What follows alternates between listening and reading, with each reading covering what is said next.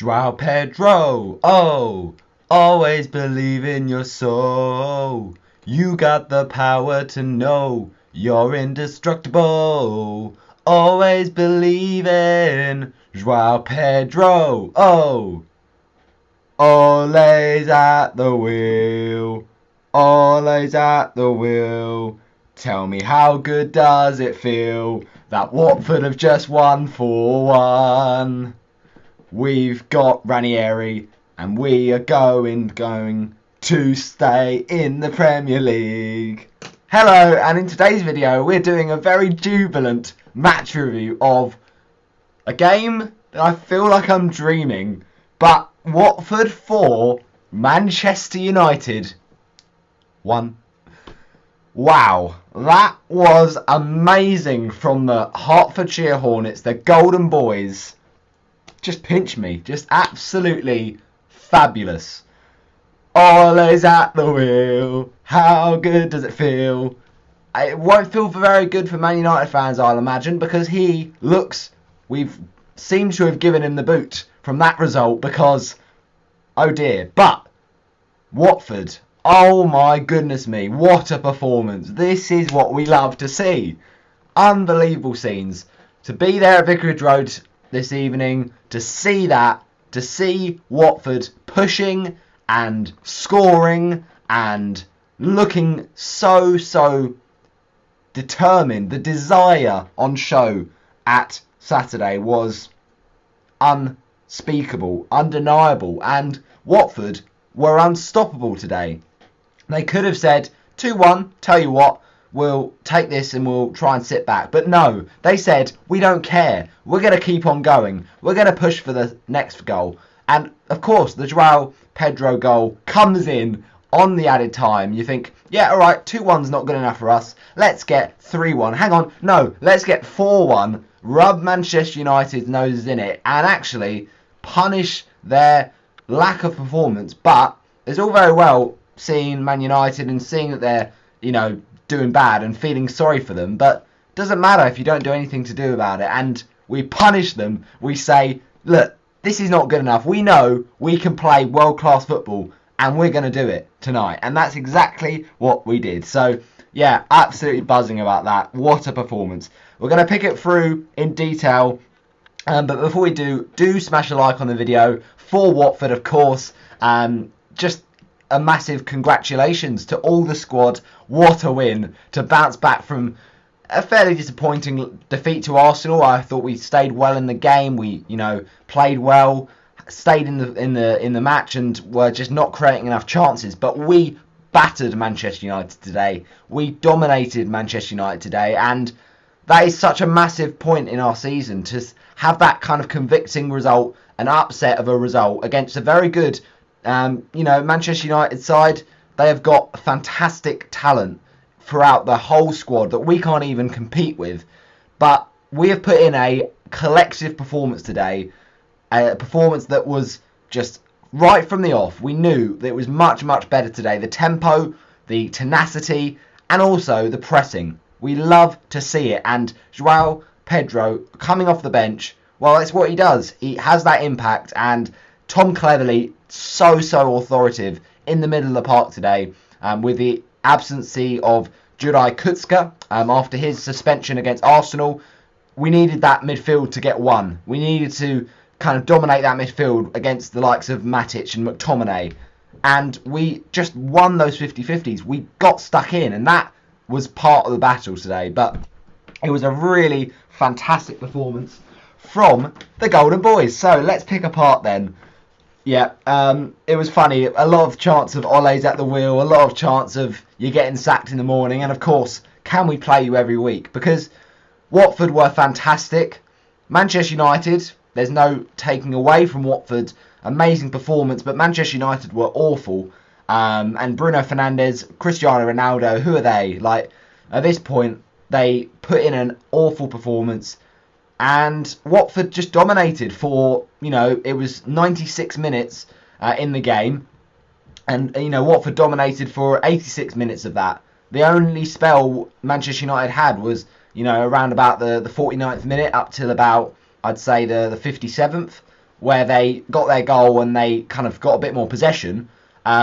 Manchester United had a lot of possession, but what Watford did with that possession was much more important, and they were peppering Manchester United. And really, Man United just couldn't stem the flow. They really couldn't stop the pressure from Watford, and it came in 4 goals. And it's amazing to see, with 39% possession, Watford having that attack and having that ambition to, yeah, I tell you what, we can do it against some of the bigger teams because we've got the quality. Just absolutely brilliant. I don't know what to say. Like, it was just such a fabulous result, such a fabulous performance more than anything. And actually, what's really encouraging, I don't know whether we've, sacked Ole Gunnar Solskjaer. Is he going to go? Probably after that game. But no, the point I'm going to say is that we saw an identity today. We saw a team pressing. We saw a team playing on the counter and actually scoring goals that demonstrated to me there are very much bright sparks for Watford this season, and there has been before, but at home especially, we've had very abject performances where we've let teams dictate us, and we have actually let the game not pass us by this time. We've made the most out of this game, and we've really rung it home, and that's so important. When you have dominance in a game, you're having the chances, you're having a lot of the important and great to see the eye-catching chances in the football that's being played. You want to drive that home. You want to make that count, and boy, did we make that count. That goes so high in my all-time Watford matches I've gone to. Obviously, Liverpool just before lockdown, when the ending of the Liverpool match unbeaten run was amazing. I couldn't unfortunately go to that game as I was out with family, but that was an unbelievable game. But in a way, that kind of feels like less of a achievement from the. I know it's a great achievement, but like at that point, right, we were in a position where we had to get points. It was late in the season. There was obviously a lot of hope we'd get some points out of that part of the season. I don't think people thought it would come against Liverpool, but ultimately we were very good on the break, and Liverpool had chance in the first half. Whereas today, I just felt like from day dot, from minute one, we were the better team, and we really just looked so cohesive in the middle of the park and in the front three, and all front three getting on the score sheet today. That is what you want to see. We want to spread the goals around. We want to see that confidence running throughout the team. And, off the back of Arsenal, we just knew that we needed to create more chances, and that's exactly what we did today. So let's pick through some of those chances, and let's talk about that match, really. So, absolutely buzzing about that. It's just about keeping this momentum and then bringing it forward to Leicester. Okay, Leicester's not going to be easy either, but they are a team conceding goals. And after their 3-0 loss today against Chelsea, in a game where, you like to Jamie Vardy, Tielemans are still out injured, but Vardy, Maddison is not getting minutes for some reason, or if he is, then he's not doing enough. There's places for Watford to get in that Leicester game and actually carry on this amazing momentum, this feel-good buzz around the support, the fans, the club, the owners, everything is just so massive after a game like that, to see that. So it's not going to be another 4-1, I can tell you that now, but what we do want is performances, and performances are always the bread and butter to take into the next game. And boy, did we not just have bread and butter today, we had a full banquet. It was absolutely splendid from Watford. So let's pick through then, shall we, some of the key chances. Now, I think the main thing to say is that whether we win or lose, right, we know that most of the matches this season we will lose, because it's the club size of the team. It's how much money have we got to compete with these other teams, and they're getting in world-class players. How much chance have we got of pushing up the table? Not a lot, because that's just the case for every championship team that gets promoted. But whether we win or lose, we want to see the philosophy in that team. And we saw Ranieri's philosophy today. We saw his game plan. The players stuck brilliantly to that game plan. And that is what I'm really pleased about, because the last few weeks we haven't seen an identity. The last few weeks, against Arsenal we were better. And certainly in terms of staying in the game, Foster had a fantastic match against Arsenal, and we had a couple of good chances with Kutska, and with Danny Rose as well. Maybe a difficult chance for King at the end, but we stayed in there. We really put in a much better performance, which was certainly not thing you can say really for Southampton, which was just so poor for a lot of it, and then we left it too late and had the chance with Fletcher. But ultimately, Sarr, obviously last few weeks he had his shot off the line cleared away in the Southampton game, looking really abject, and his crossing against Arsenal was so poor. But much better today from Ismaila Sarr, and he unfortunately went off injured. We'll talk about that in a second. Hopefully it's not too serious. But whether we win or lose, we want to see the game plan, and we stuck to that. And by doing that, regardless of the result, to have that level of performance and level of engagement in a match, you're going to show a fearless performance, and that is going to make the other teams fear you. So it was brilliant. We worked hard, we pressed, we got stuck in, and that was all personified by my man of the match today, Tom Cleverley. Now, with Kutska out, he had to do something there. With Luaza coming in, look, I'm so impressed by him today. I know he's had a lot of slack because he's not got a lot of minutes. We've not given him a lot of chances because he's just not been in the pecking order. But he was so composed today, Imran Luaza. Coming in, it's a difficult role to fill, really, when you've got someone like Kutska out and someone like Tabo who started the season really well. Luaza did really look very comfortable on the ball today and just looked fantastic. And it's difficult, when you've not played games, to come in from the cold, really, and put in a performance, not just any performance, but against Manchester United, and to just make that team look so cohesive. It's just fantastic. So, absolutely loving that for sure. We were just clinical today, and that is so encouraging for the future. So I think we're going to go through the main chances. We're going to go through the first few goals in the game. So we start off the match, right? And what do we say? We want to start well. That's what we often say with Watford, because we can drop our heads at times when we concede the first goal. But what do? First whistle, we start like lions. We're fighting for the match, and we break straight away. And look, I don't know if you think this is a foul, but I think it is. If you think it's a red card, then fair enough. It's a debatable one. But Scott McTominay, it's reckless, right? It's not getting the ball. It's getting the man, and Josh King wins the penalty very, very well. But the penalty is so early on in the game, it's kind of like a shock to the system, because you're like, oh, I didn't think we'd get it this early, but massive opportunity. And this is where we see where we've missed Troy Deeney, right? Because we haven't actually been winning many penalties recently, but Troy Deeney is so good at those penalties. So for Joshua King, you think, okay, he wins the penalty, maybe you give it to him? I don't know, but ultimately he did take a lot of penalties for Bournemouth in his time there. So it's interesting, right? Because what happens is Ismaila Sarr steps up. He's looking confident. Obviously, last couple of games he's not been doing amazing things. So it's hard to say who should we give it to in the first occasion, because the whole team's not been very confident recently. But obviously he had a great international break with Senegal, and in the absence of Sadio Mane for Senegal, he played on that left-hand side and scored 2 brilliant goals. Sorry, people, we're just loading up the thing there. Scored 2 brilliant goals, and pre the start of the Premier League season, our picked pen taker justifiably was Ismaila Sarr. So you think, why not, right? This is going to give him even more confidence after Senegal, and this is something we're confident with, right? He takes a good penalty, as we saw with that game against Millwall in the Championship. With the previous matches, he's done it consistently. So you've got to, say, Ismaila Sarr is our talisman, our record signing, give it the chance, right?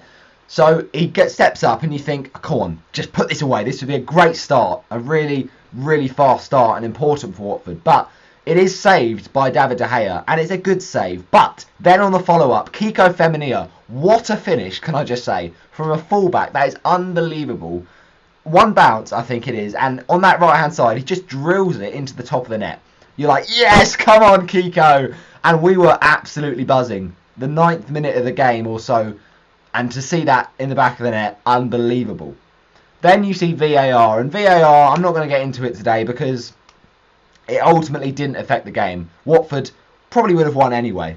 But no, the point is VAR looked very, very harsh in that respect. Like, I don't think it's a thing I'm against, the encroachment rule, but I think before VAR came in, that would never have been put as a rule. And I think that when Kiko he's in the box, but it's like he's not. Is he really giving himself much of an advantage? I know it is in the box, but like what I'm saying is, it's more noticeable now that we have VAR and now that is a rule. So it's a harsh one, but it is a fair one, I think, to be fair. But anyway, goal disallowed. You're like, no. So then you think, fair enough, retake the penalty. Then, interestingly enough, Ismail Assar steps up again. So not just the fact that it was saved by David De Gea, but the fact it was ruled out by an encroachment, and you want to reset, you want a fresh start, a blank slate. And Sarr, fair play to him, fair play to having the courage to do it, but he takes the opportunity again to take the penalty. But that's where I think Josh King should have had it. But it's a very small decision in the grand scheme of the game, but could have been a decision that we could have made. And I think it's still a problem because he's not changed it up. He could have gone a different way, but he's gone again to that right or David De Gea's left, I should say, and he's just been denied again by another good save from De Gea. So yeah, that was kind of like those two penalties. You think, how have he's not scored either of them, especially back to back? But also a great chance for Watford to capitalise on with the sloppy foul from McTominay, and you felt like that would maybe come back to bite us. But the second penalty shot saved on 11 minutes. But then Watford do get into the game even more than they were before, and just really playing well. Moussa Sissoko having chances, a good header to be fair to him, but it was blocked. And then a chance for Dennis, and this is a difficult one, I think. The header, it is just one of those ones. It's a good cross from Imran Louaza, but it was just a difficult one to get over, so he does his best, but it's a good effort. And then what happens is Ronaldo does the first thing in the game, and it's a very tame shot, but it's not really a shot, it's more of a cross. But Cathcart, he matches up to him, and if you didn't check my Instagram, it's Roberto_the_pro. I have put on my story the post by WD18, and it's very accurate because it says the best player in the world alongside Cristiano Ronaldo. So I think we all know who the best player in the world is, the man who did block that cross. A little bit of Craigie boy Cathcart. I mean, born and bred at Manchester United, but he's been made better at Watford. The point is, he had an attempt, and it was blocked, and it went out for a corner. What did Manchester United do from that corner? Nothing. And ultimately, Joshua King, another chance, but it's blocked. So we're getting really into the game now. We're really dominating, and we win a free kick after a poor foul from Scott McTominay. He could have easily got a yellow. How he didn't get a yellow for that penalty, I'm not quite sure, but that's the way it goes. And then we get a corner, and Josh King has another chance, but it's blocked once again. And then we see a bit more of a attack from Watford, and this is just a fantastic goal. So let me talk you through it. The chance obviously comes a bit earlier before that from Ismail Assar on the left-hand side with a left foot shot, and it's blocked. But this is just fantastic football from Watford. First of all, the pass into Joshua King, right? That is brilliant. Emmanuel Dennis, he just bewilders the opposition here. He goes past Manchester United's fullback there. It is, of course, Aaron Wan-Bissaka, and he has the strength to keep on going, and he pulls it back, and Josh King turns up at the right place at the right time, and that is predatory instinct. That is our classic number 9 doing the job, and a very good Watford goal. And also, you'd argue, does De Gea do better there? But it's just very, very instinctive from Josh King to steer it in with a left-footed shot into the back of the net, and Emmanuel Dennis with the assist there. But we say it time and time again, Joshua King loves scoring against his former team, Manchester United. So Watford take the lead on 28 minutes. What a massive moment to get the first goal in the game. And I'm buzzing at this point. I'm like, yes, come on, let's go. But then a key chance for Manchester United. And this is where Watford stay firm and hold up firm, because it's a ball from Bruno Fernandes, through ball across the goal, and Rashford has a good effort, but it's one of those ones where it drops and he just volleys it to try and dink it and make it swerve lower to Ben Foster's right hand side. But Foster is very clever here. He stays alert in terms of his positioning and gets a really strong right hand down to palm it away, and it's a fantastic save from the former Manchester United goalkeeper. But then very, very soon after that, a very good chance for Manchester United to recycle the ball back in, and it's a cross in. And look, ultimately, that was a cross that could have caused a lot of mayhem from Manchester United. But what does Ben Foster do? He doesn't need to necessarily catch it because of the pace that's on the ball, but also he doesn't necessarily need to make it go out for a corner. What he does is very clever. He taps it round and out of danger, and it actually stays on the pitch. He keeps it on the pitch, and Kiko Femenia can then clear away. So fabulous goalkeeping with two useful bits of goalkeeping from Benny Boy Foster, the cycling GK, and we'll talk about him getting the assist later on. What a legend, absolute legend, and Ismail Assar, we know such a good player he is. Obviously, last few weeks it's not been working, but Ismail Assar gets back into it, and look, this is brilliant. Okay, this is just classic Ismail Assar, right? If you've not got confidence and you've got the pace, what do? You just go for it. You just absolutely pelt it, right? And Josh King, he tried a through ball, I think, with Tom Cleverley a little bit before that, and it was unluckily because Cleverley was offside. But he has this great chance. You think, oh my days, if we don't score this one, then what are we doing? Man United will punish us. Brilliant play from Watford, right? A fantastic cross on the left from Adam Messina, and what a header. But the problem with Josh King in this header is that he hits it almost too well. It's almost too accurate of a header. If it spins off the side of his forehead, it goes anywhere else but where it went, then it's a goal. But unfortunately, he hits it so well on that it is straight down the middle into the centre of the goal, and David De Gea can just save it. And then another opportunity for Watford just goes a begging. So, yeah, really, really unlucky. Sissoko obviously had a shot as well, just missed to the left-hand side, dribbling quite poorly there. But Watford, their dominance does pay off because they have a second goal to just punish Manchester United's, basically fear of us. They're trying to stay in the game, but Watford don't let them. And this is a fabulous finish from Ismail Assar. For a confidence man who's just missed 2 penalties and is low on confidence, I should say, he doesn't show it here because he receives the ball from Kiko Femenia. It's a really good pullback, can I just say. Kiko was fantastic today. One of the best players for Watford, along with, I would say, Adam Messina, Cleverley, and also you've got to give a shout out to Ben Foster because he made some top saves. But ultimately, Sarr just whacks it. He absolutely whacks it, and he places it so brilliantly. So Kiko from the left taps it into Sarr. He takes one touch and he just whips it to the far corner of the goal. Really hard to angle, but he hits it so pure, so well with that right foot of his. And it's second for Watford, 44 minutes in, and we had a 2-goal buffer. You absolutely love to see it. And yeah, okay, Man United in the first half, awful, but Watford, so brilliant. And just great to see us from the traps, from the get-go, looking really, really strong, desirable, and clinical, ultimately.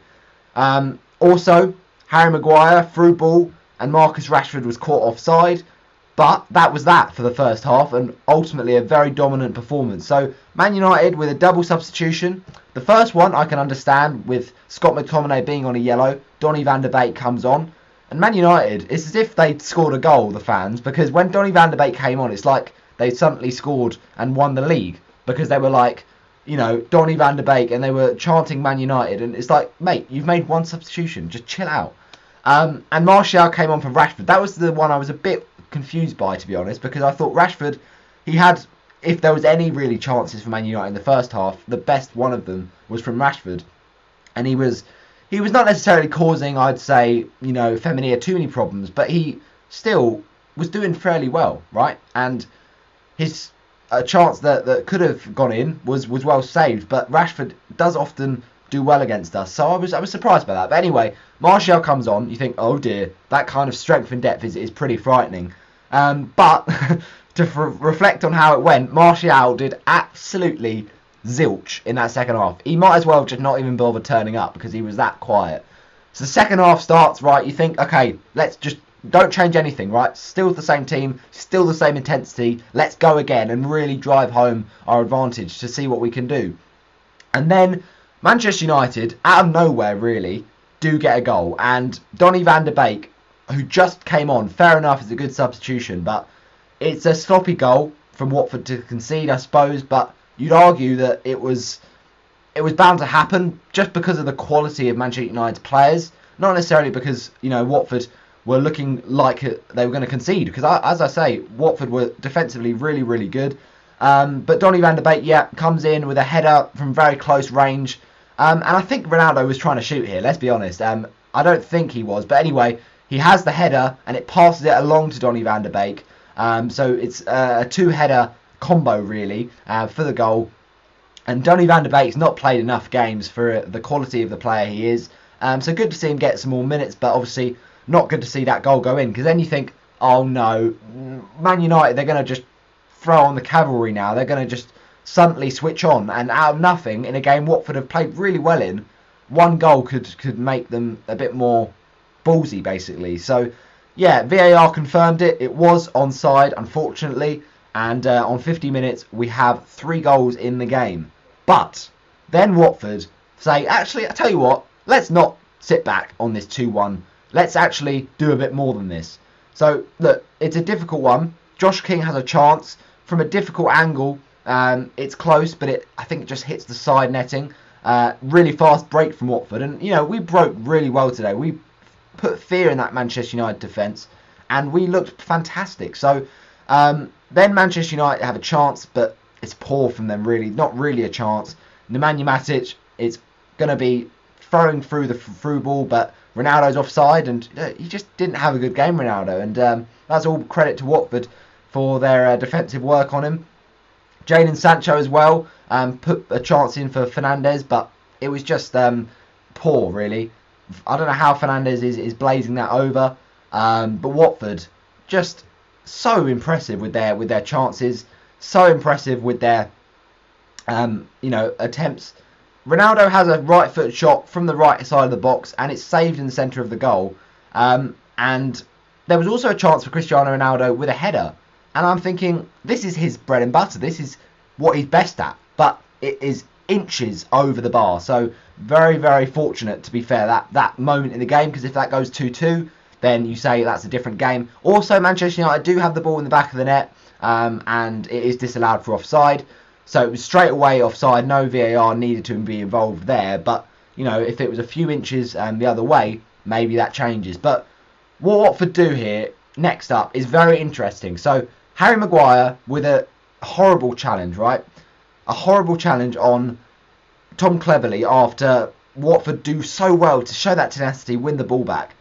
Now, I'm not sure where Harry Maguire picked up his yellow first. Sorry, I think I do know, but I'm not sure who it was on, basically. Maguire gets his first booking, and it was a really bad foul. It was possibly on Ismail Assar, but I'm not quite sure what the foul looked like. I can't remember. But ultimately, the yellow card comes in, right? So you think, okay, that's good. Put the Man United defence under pressure. But Watford make a substitution of their own. It's a like-for-like switch. Troost-Ekong on for Nicholas Nkulu. And you kind of think, fair enough. We were 2-1 at that point. We want to stay in the game, still do what we can defensively. We still got a lot of, quality to deal with. And Troost-Ekong maybe a bit more physically built, a bit more of a the physicality match up against someone like Ronaldo, who's good in the air. And Nkulu's obviously been good recently, but maybe he's not quite the fitness, and we were just trying to kind of vary things up there. So fair enough, good substitution. And then another substitution comes on, and this is unfortunately enforced. Ismail Assar, he gets clattered into, and for some reason the referee today didn't give even a free kick for that, and I was surprised by that. But Kucha comes on. You think, okay, what can he provide at 2-1? Can we see off this game, or can we even do any more? But Tom Cleverley, as I mentioned, he wins the free kick in Manchester United's half, and it's a chance where Watford could have had a shot. They win the ball back well, and Cleverley just cynically taken out by Maguire. Very deserved another second yellow for the Manchester United defender. And after his comments in midweek, or not his comments, but his celebration, trying to basically prove the doubters wrong, well, mate, you've definitely proved them right this week. Absolute mug. Not a great defensive performance from him. But yeah, ultimately, very, very important changing point in the game, because with 10 men, you say, okay, maybe we approach this game differently, Watford. We felt like we were, with the energy we were showing, we could easily push on to score more, but that means there's maybe more chances to put Man United under pressure and see what we can find. So a chance for Dennis, just missed, but very, very good effort once again. And then the goals come flowing in, basically, and ultimately, right, this is a fantastic save from... the header was on the 76th minute, but a fantastic save from Foster. I think it takes a touch, but it's a chance for Ronaldo, and it is just close, but it misses to the right.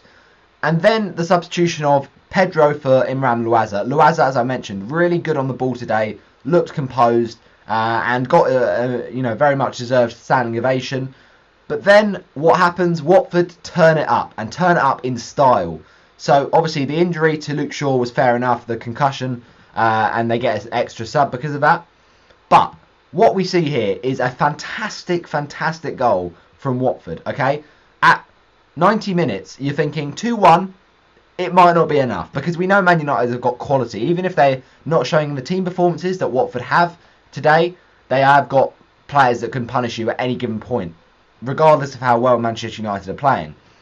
But what we do is we just have that clinical edge today, and it's brilliant. Emmanuel Dennis with the assist, and Joao Pedro receives the ball on that, kind of right-hand side, very tight angle, and no other striker was going to go for that one. But Pedro, he's the man, and he has the ability, and he has the confidence, and I'm so happy for him. Obviously, the last few weeks has been really tough with the passing of his stepdad, so you could tell that goal had a lot of emotion in it. That goal was for him, and great to see him back on the score sheet. And what a substitution from the mastermind that is Claudio Ranieri. Dilly ding, dilly dong. Lovely stuff. Still yet to get the clean sheet. Still yet to get that dinner paid by Ranieri at I don't know which restaurant it is, but it might be like I'm trying to think now, but it might be like Letizier's or something. I can't even remember what it's called, but it's a place in Watford, basically.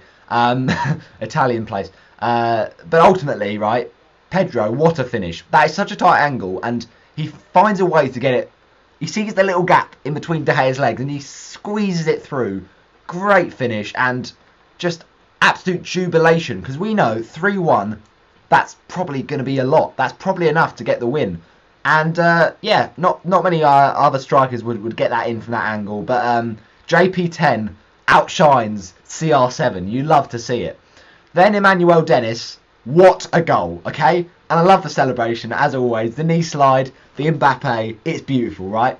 But this is fantastic from Watford. We don't just settle for 3-1. We go and get 4. We are always on the forward line, always on the press, always on the advance to try and do some more and cause Watford more problems. And Ben Foster, what a legend. This assist is fantastic. He hits it up long. It comes to Dennis.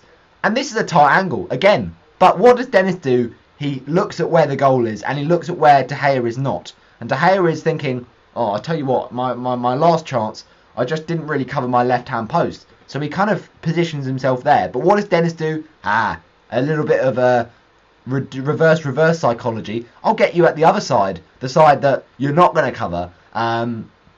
Brilliant finish, a cross goal, such a great finish from Emmanuel Dennis, and he's had a great start to his Premier League career. It's absolutely fantastic. Dennis the Menace causing the defence so many issues, and what a goal. into that bottom left corner. And yeah, yellow card, but it's worth it with scenes like that. He was right in front of where I was sitting in the family stand, and to see him knee slide, even take off not just the shirt but the vest as well underneath, it was all kicking off, and it was a party atmosphere inside Vicarage Road. So man of the match is today. I think Cleverley has to win it for me. It's a very tough one, but I think he is the man. He was superb throughout. Very, very closely followed though by Emmanuel Dennis with a goal and 2 assists, I do believe. It might be 2 assists, might be 1 assist. It was 2 assists. What a game from him. But also, you've got to say King is up there. Took his goal well. Cathcart against Ronaldo, it's always going to be tough, but he was fantastic. Femenia, oh my word, superb. The ground he makes up with his pace is unbelievable. So he's definitely up there for the top 3 man of the matches today. And obviously, Cucho didn't have a lot of time. And Kulu, as we mentioned, good enough, but it was decent. Messina, really impressive, and Rose was poor against Arsenal, so you can understand why he came back in. Pedro, fantastic. Sissoko, superb. He drives that midfield. He's the perfect captain. And Cleverley, my man of the match. Ismail Assar, obviously, we hope his injury is not too bad. It didn't look great. They didn't actually put him on the stretcher, but it didn't look like he was comfortable. He was having to go straight off after getting brought off the pitch. So fingers crossed he'll be back for Leicester. But look, we've got a wealth of options. We've got Cucho. We've got Ken Sema when he gets back from injury. This team is going to be on the up. And what a game. Celebration time for Golden Boys as Watford demolish Manchester United. Thanks for watching my in-depth match review. And I hope you have enjoyed. Put in the comment section below. Was it Manchester United awful and a combination of Watford's amazing performance, or was it just Watford were by far the better team? And was that win inevitable based on the performance? I don't know. Get it down in the comment section. But thanks for watching. I'll see you next time.